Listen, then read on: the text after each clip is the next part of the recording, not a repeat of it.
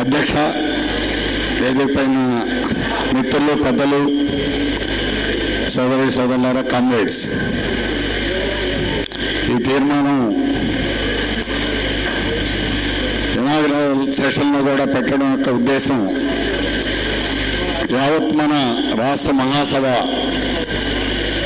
ఇవ్వబోయేటువంటి పిలుపుని దృష్టిలో పెట్టుకొని ఈ తీర్మానాన్ని రూపొందించడం అనేటువంటి జరిగింది.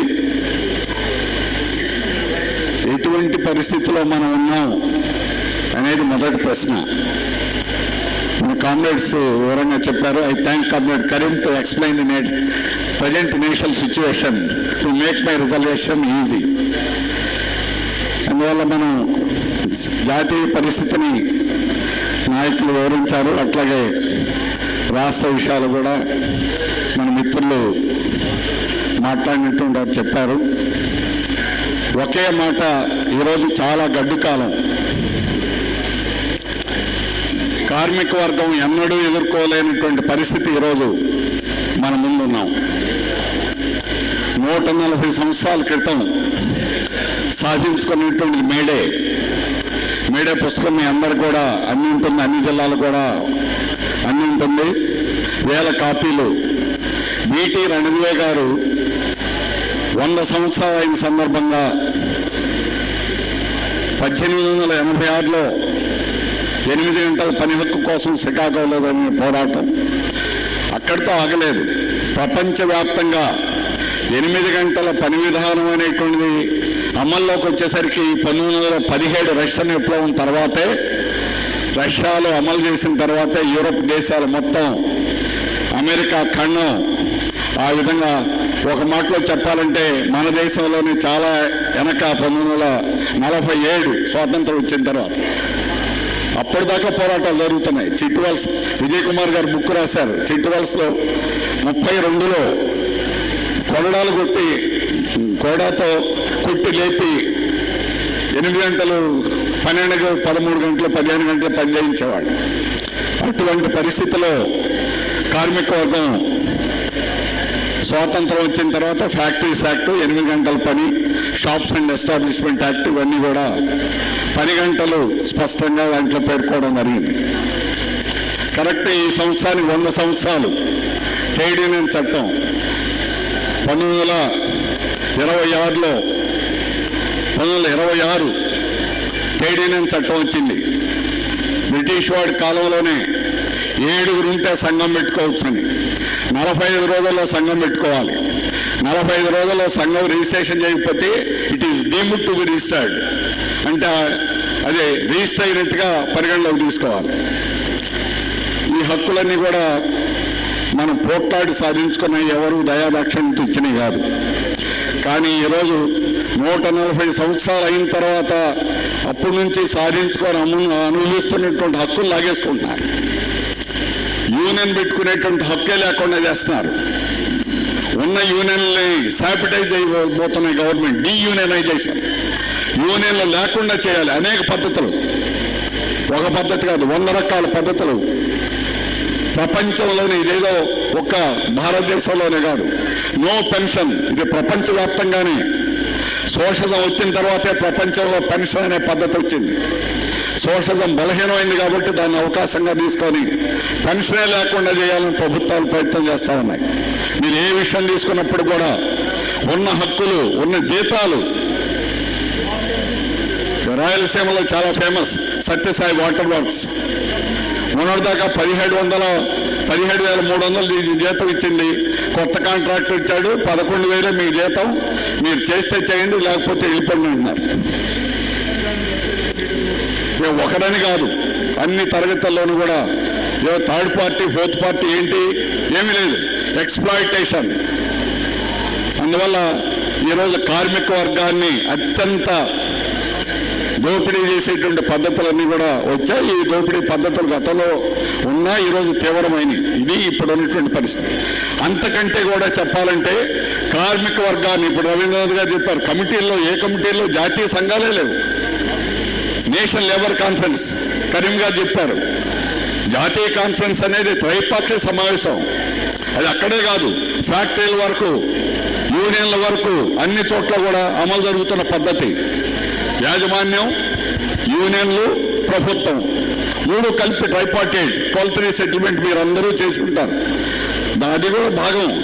త్రైపాక్షిక ఒప్పందాలు అనేటువంటిది కూడా అందులో భాగం.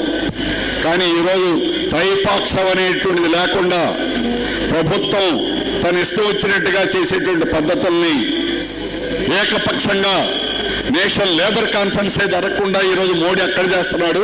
ఇక్కడ రాష్ట్ర ప్రభుత్వాలు కూడా కనీస వేతనాల్లో ఉండవు, లేదా వెల్ఫేర్ వర్కర్స్ డబ్బులు అవి వర్కర్స్ ప్రతినిధులు ఉండరు. ప్రభుత్వం వాళ్ళ పార్టీలు పదవులు దక్కని వాళ్ళందరికీ ఈ పోస్టులు పంచుతున్నారు. మినిమం వేజ్ అడ్వైజరీ కమిటీ అన్నా, లేకపోతే వెల్ఫేర్ బోర్డులన్నా, బోర్డు చైర్మన్లన్నా, ఇలాంటి వాటన్నిటి కూడా వాటిని ఉపయోగిస్తూ ఉన్నారు. అందుకని ఈరోజు ఉన్నటువంటి పరిస్థితి అనేటువంటిది ఉన్న హక్కుల్ని కాలరాయడం, ఉన్న హక్కుల్ని లేకుండా చేయడం, ఇది కార్మిక వర్గం యొక్క సవాల్. కార్మిక వర్గాన్ని ఇతను కాపాడుకోవడమా? 140 సంవత్సరాల నుంచి మన కార్మిక వర్గం నాయకత్వాలు అశేషమైన త్యాగాలు చేసి మనం ఏడుగురిని ఉరిదేయడం, ఏడుగురికి ఉరిశిక్షణ వేసింది మేడే చికాకు ఒకటే కాదు. ఏ దేశం తీసుకున్నా 50 మంది 100 మంది చనిపోయారు. 8 గంటలు అవడానికి ఊరికే రాలా. అందుకే పుస్తకం చదవండి, మీకు అర్థమవుతుంది ఎన్ని త్యాగాలు చేస్తే, ఏ దేశంలో ఎన్ని త్యాగాలు చేసి 8 గంటల పనిదినం సాధించుకున్నాం. అలాంటిది 140 సంవత్సరాలు అయిన తర్వాత ఈరోజు ఆ హక్కు లేకుండా చేయడం అని అంటే చిన్న విషయం కాదు. ఇది ఒక్కటే కాదు, అన్ని విధాల యావత్ కార్మిక వర్గానికి బానిసల్లాగా మార్చి, కట్టు బానిసల్లాగా మార్చి, కార్పొరేట్ విపరీతంగా దోపిడీ చేసేదానికి, వాళ్ళ లాభాలు అత్యధికంగా పెంచడానికి కేంద్ర రాష్ట్ర ప్రభుత్వాలు పనిచేస్తున్నాయి. ఇది ఈరోజు వాస్తవమైనటువంటిది. అందుకని దీనికి తిరగబడక మానదు. కార్మిక వర్గం ఖచ్చితంగా తిరగబడతారు. తిరగబడేటువంటి పరిస్థితి వచ్చింది. దానికి ఎగ్జాంపులే గురుగాంలో జరుగుతున్న, గురుగాం ఒకటే కాదు, దానికి ముందు ఎలాంటిలో జరిగినటువంటి హర్యానా కానీ, అట్లాగే బీహార్ కానీ, మధ్యప్రదేశ్ కానీ, ఈరోజు బీజేపీ ఎక్కడైతే పరిపాలనలో ఉండి కార్మిక వర్గాన్ని అణిచేసి కార్మిక వర్గం మీద కేసులు పెట్టి భయపెట్టి ఉద్యమాలను ఆపాలని ప్రయత్నం చేస్తున్న అక్కడల్లా ఉద్యమాలు పెళ్ళుగుతున్నాయి. రాబోయే కాలంలో నేషనల్ హైవే దిగ్బంధం ఏమి యూనియన్ లేవు, అయినా కూడా కార్మికులు నేషనల్ హైవే 24 ఢిల్లీ, గురుగాం అంటే గురుగాం యూపీ వెస్టర్న్ లాస్ట్లో ఉండేటువంటి మనం ఆ గురుగాం మీద నుంచే వెళ్తాం ఢిల్లీ వెళ్ళాలంటే. అటువంటి ప్రాంతంలో వేల మంది ఒక్కసారి రోడ్ల మీదకి వచ్చి కార్మికులు పెద్ద ఎత్తున పోరాటాలు చేయాల్సి వచ్చిందంటే, కార్మికులకు ఎక్కడికక్కడ పారిశ్రామిక కార్మిక వర్గం అంతా కూడా తిరుగుబాట్లు చేసేటువంటి కాలం అనేటువంటిది ఈరోజు కనిపిస్తూ ఉంది. ఇది ఈరోజు మన ముందున్నటువంటి పరిస్థితి. దీన్ని ఎదుర్కోవడానికే ఈరోజు మన రాష్ట్రంలో పరిస్థితి కూడా అంతకంటే అధ్వానమైనటువంటి పరిస్థితిలో ఉంది. గత ప్రభుత్వం మేము జీతాలు పెంచమని పెంచట్లేదు. ఈ ప్రభుత్వం కూడా అధికారంలోకి వచ్చిన తర్వాత ఇప్పటి వరకు కూడా వ్యవహరించినటువంటి పద్ధతి, మీరేం చేసినా మేము జీతాలు పెంచాము, మీ జీతాలు కాదు ఉన్న హక్కులు కూడా తీసేస్తాం, లేదా కార్మిక వర్గాన్ని బలహీనం చేయడానికి యూనియన్లో చీలికలు తీసుకొచ్చేటువంటి ప్రయత్నాలు కూడా తీవ్రంగా చేస్తుంది. ఇది ఏ రంగానికి ఆ రంగం పరిశీలించినప్పుడు మనం అన్నిటికీ కూడా తెలుసు.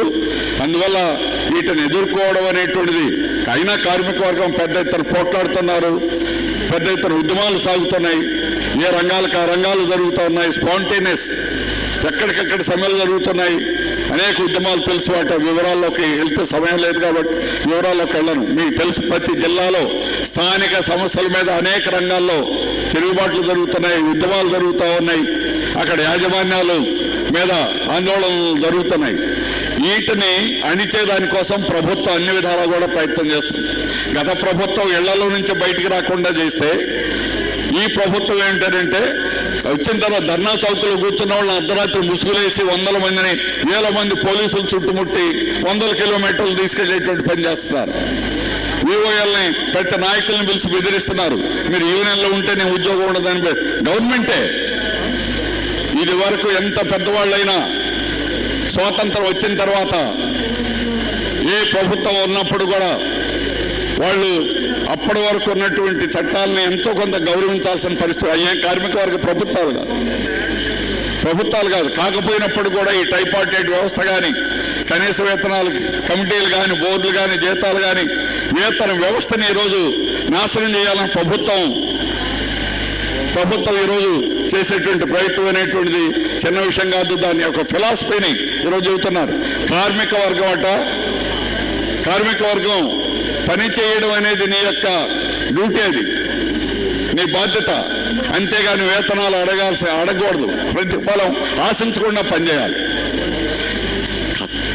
కార్మిక నీతి వాళ్ళ యొక్క డాక్యుమెంట్లో 300 పేజీలు చాలా వివరంగా దీని మీద రాయడం అనేటువంటిది జరిగింది.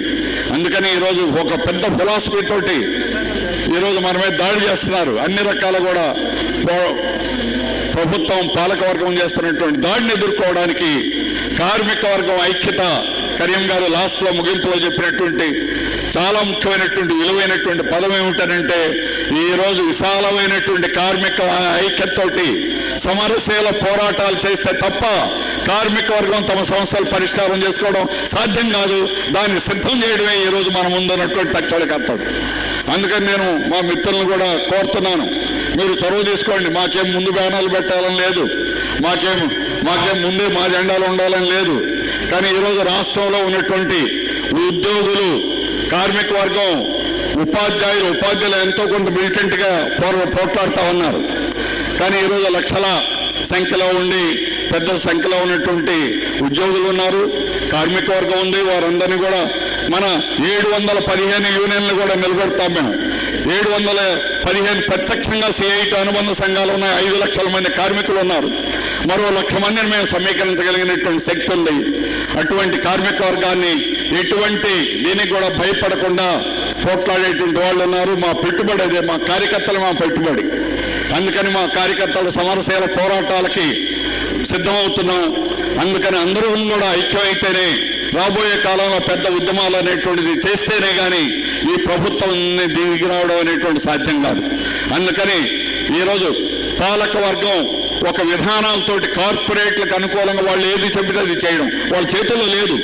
స్టీల్ ప్లాంట్ని అదేదో మోడీ ప్రైవేట్ చేయడం కాదు, నీతి ఆయోగ్ ఆఫీసులో కూర్చొని కార్పొరేట్ వాడు ఏం చేయముంటుంది, స్టీల్ మినిస్ట్రీ ద్వారా ప్రైమ్ మినిస్టర్ ఆఫీసు నుంచి స్టీల్ మినిస్ట్రీకి, స్టీల్ మినిస్ట్రీ నుంచి స్టీల్ సెక్రటరీకి వచ్చి వాళ్ళు ఆదేశాలు ఇస్తున్నారు.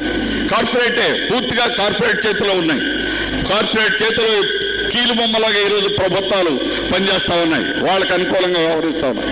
అందుకని ఈరోజు మనం ఫైట్ అనేటువంటిది నేరుగా ఈరోజు కార్పొరేట్లకు వ్యతిరేకంగా పెద్ద ఎత్తున పోరాటాలు చేయడం తప్ప మార్గం అనేది లేదు. గత 5 ఏళ్ల కాలంలో కూడా మనం ఎట్లాంటి అవకాశాలు వచ్చినా, ఏ చిన్న అవకాశం వచ్చినా వదిలిపెట్టకుండా పోట్లాడాం. రాబోయే కాలంలో కూడా అటువంటి పోరాటాలు అనేటువంటిది సిద్ధం చేస్తాం. అందుకని లాస్ట్ పేరా కూడా మీరు 1-2 సార్లు చదవండి. నిర్బంధాన్ని తీవ్రం చేయాలని ప్రభుత్వం చేస్తుంది. ఈ నిర్బంధాన్ని అంతకంటే మన అనుభవం ఏమిటనంటే, మనం ఇప్పుడు చేసేటువంటి చాలదు, మనం ఇంకా పెద్ద ఎత్తున ఉద్యమాలు చేయడం తప్ప మరో మార్గం అనేది లేదు. దానికి సిద్ధం చేయడమే ఈరోజు మనం 3 రోజులు చర్చించేటువంటి మన చర్చల్లో కూడా ప్రధానంగా మన పోరాటాలను మరింత సమరశీలంగా ఎలా చేయాలి, మరింత ఐక్య పోరాటాలు ఎలా తీసుకురావాలి, విశాల ఐక్యతను ఎలా సాధించాలి, ఈ కోణంలో మనం ఆలోచించాల్సినటువంటి అవసరం ఉంది. ఆ విధంగా యావత్ కార్మిక వర్గాన్ని, రాష్ట్రంలో ఉన్నటువంటి యావత్ కార్మిక వర్గాన్ని ఐక్యం చేసేదానికి మీకు ఇచ్చినటువంటి తీర్మానాల్లో మొదటి తీర్మానం ఈ తీర్మానం ఉంది. దీన్ని తీసుకొని యావత్ కార్మిక వర్గం రాష్ట్ర వ్యాప్త పోరాటాలకి సిద్ధం కావాలనేటువంటి తీర్మానాన్ని మీరందరూ చదివి దానికి అనుగుణంగా కార్మిక వర్గం యొక్క ఐక్యతని సాధించడానికి మనం అన్ని విధాలా కూడా కృషి చేయాలని చెప్పేసి కోరుతూ, ఈ తీర్మానాన్ని నేను చదవక్కర్లేదు, వ్రాతపూర్వకంగా ఉంది కాబట్టి దీన్ని అర్థం చేసుకొని మన భవిష్యత్ పోరాటాలకు సిద్ధం చేయడానికి మీరు తోడ్పడాలని ఈ తీర్మానాన్ని ఆమోదాన్ని పెట్టాల్సింది అధ్యక్షులను కోరుతున్నాను.